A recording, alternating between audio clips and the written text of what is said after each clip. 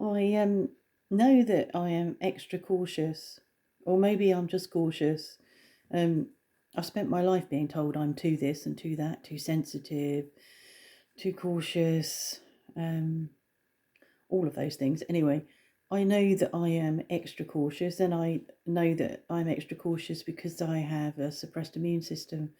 But I wonder whether I'm alone in when I see on social media, I see people going out and socializing and going out and doing things as we might have done normally, going out for, especially around now with Christmas, a group meal or a group party, and I look and I see them and I'm holding my breath and thinking, when did you think this became normal?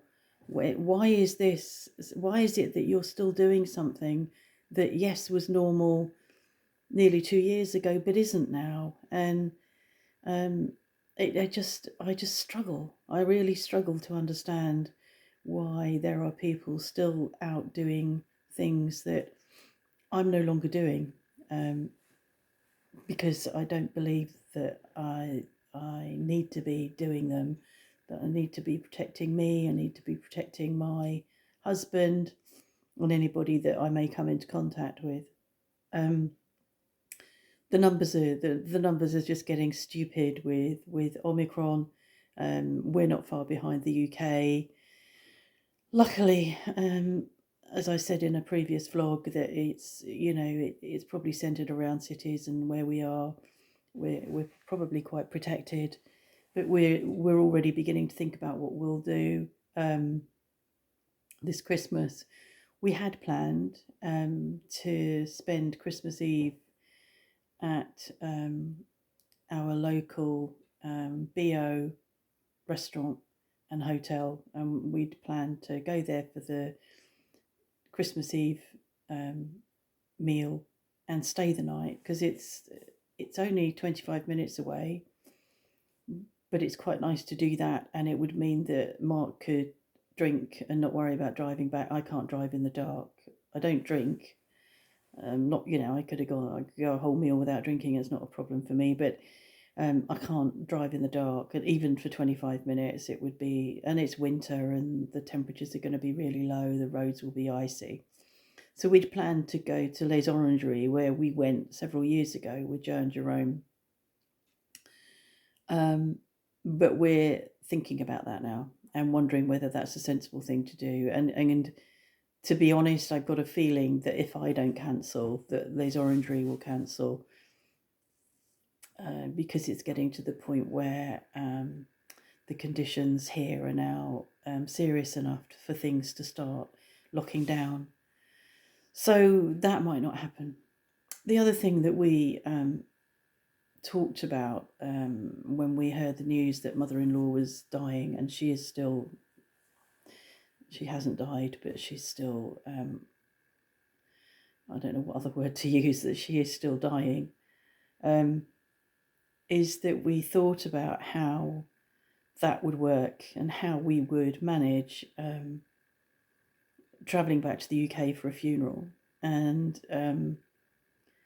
for me, for the first hour or two, because we didn't talk about it, we stopped and we were about to go in for a meal, and we sat talking about stuff, but didn't really look at how things might pan out. And I didn't want to talk about what was going on in my head, because I am the organizer, I'm the logistics person, and what was going on in my head was the logistics of us going back 2 months after we'd come away from the UK already, and how the travel restrictions had changed again since we'd been, and that going back we would have had to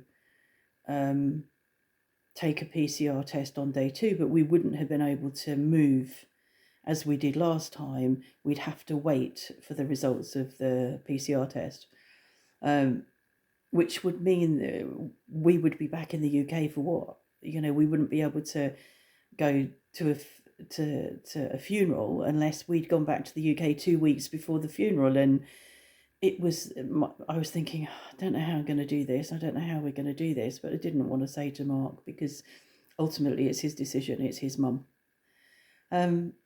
But we came home, and I looked at the travel restrictions and sent him a link to, or copied a paragraph of the quarantine situation, that we would have to quarantine for 14 days.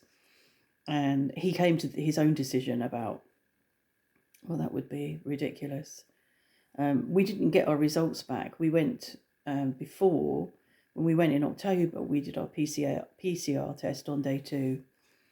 And with test and go, and we never received the results, which, it didn't really matter in terms of we were able to continue travelling. So we took our PCR test at some friends in Oxfordshire and then carried on moving through and into Reading and then up to Lincoln. This time round, if we travelled, you would have to wait for your results to come back. And it's like, well, what if they don't come back? What? You're stuck. You're stuck in a hotel room, because that's where we'd have to quarantine. You wouldn't be able to move. You wouldn't be able to go to the funeral if there,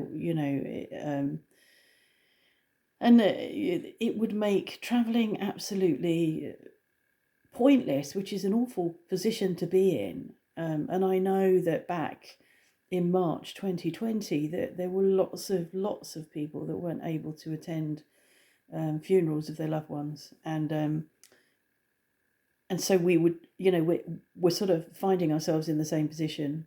And obviously, if there weren't COVID, we'd be going back. But we're not going back. We won't be going back, and that's really sad. And we'll have to come up with a plan for Mark to mark the ending of his mother's life. I'm not really sure how we do that.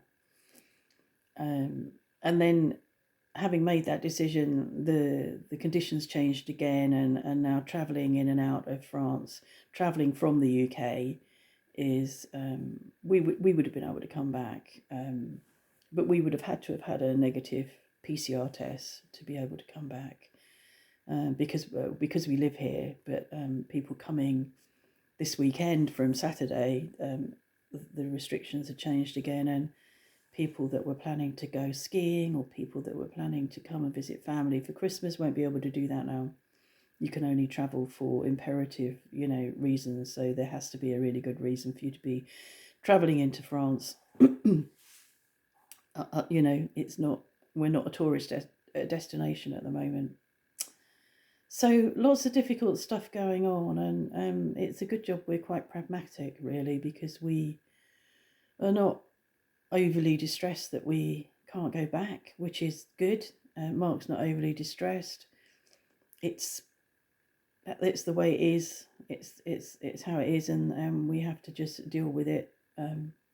We're not too devastated that we probably won't be able to go to Les Orangeries. It would have been nice.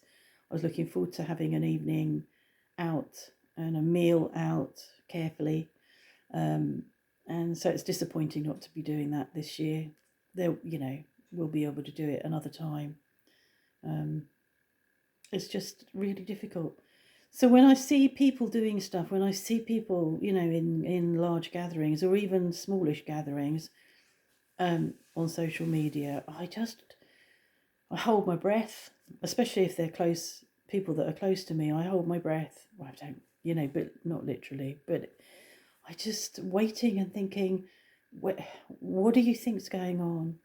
Why do you think that you're immune? Why do you think that you'll be okay? It won't touch you, because it can touch any of us.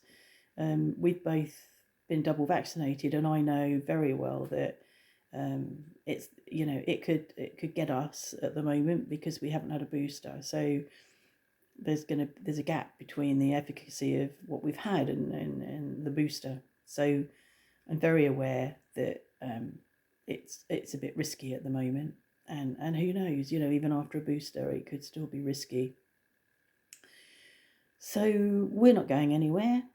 Today is Friday, and we'll go for a walk before lunch possibly. the sun's out, the mist has finally gone. It's cold. There's been a cold wind, and sort of lowering, making the temperature feel even lower, but it doesn't feel quite so damp and raw as it has done. And I've not had a walk for ages, and I really need to go and have a walk and see how far I can go. Don't walk as far as I used to be able to, which is really, really annoying, but I don't know what's happened. I don't know why that is. It's just, yeah, I just hurt when I walk too far now again.